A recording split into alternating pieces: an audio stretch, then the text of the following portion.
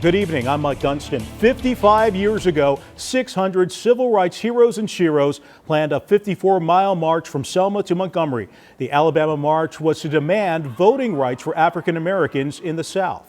Hi everyone, I'm Alicia Roberts. Thank you for joining us. They got as far as the Edmund Pettus Bridge in Selma, where they attacked with clubs and tear gas. And one of the men who was almost killed was a young John Lewis, who is now a Georgia congressman. No one expected the 80-year-old at this commemoration today, not with fighting pancreatic cancer, but he was there and his voice was strong. I thought I was going to down this bridge, but somehow and some way, God Almighty helped me here. Yes.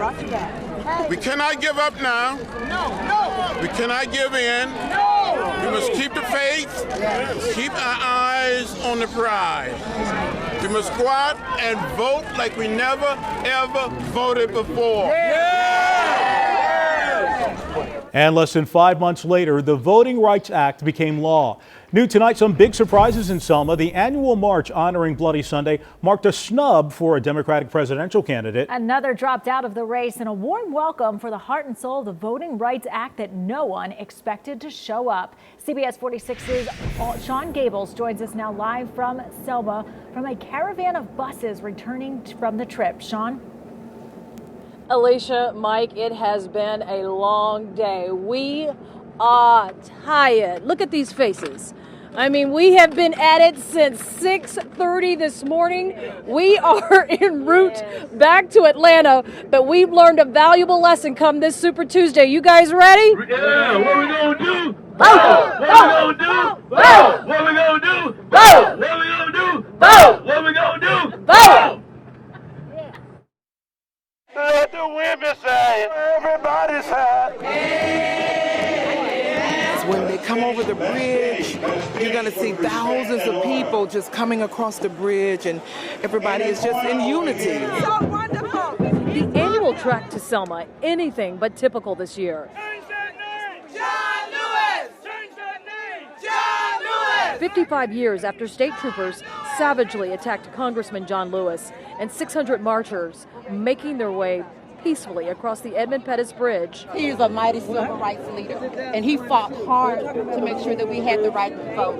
And I think in honor of him, it needs to be renamed. To make sure they're a part of this historic experience of crossing the Edmund Pettus Bridge, to understand what our ancestors fought for them to have the right to vote. Yes. Momentum grows to rename the bridge after the revered civil rights activist.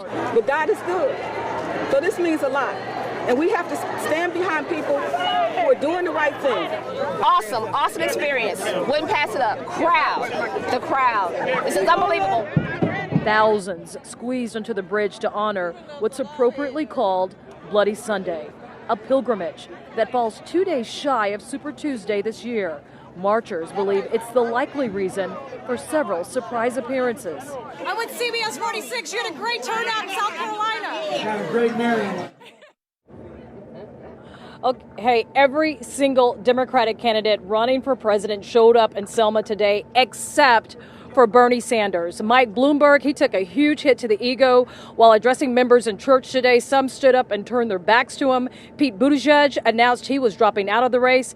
But John Lewis, who even Jesse Jackson told me earlier today that he would not show up, came, spoke boldly, and he said, quote, in his own words, he's not giving up his fight, and said more than ever, people need to get out and vote. It is the only way we are going to redeem the souls of America.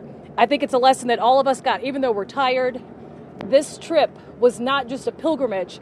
It was a spiritual and awakening moment. And we know what we're going to do when it's time to vote. Vote! What are we going to do? Vote! What are we going to do? Vote! What are we going to do? Vote! Alicia and Mike, back to you. Make sure you vote.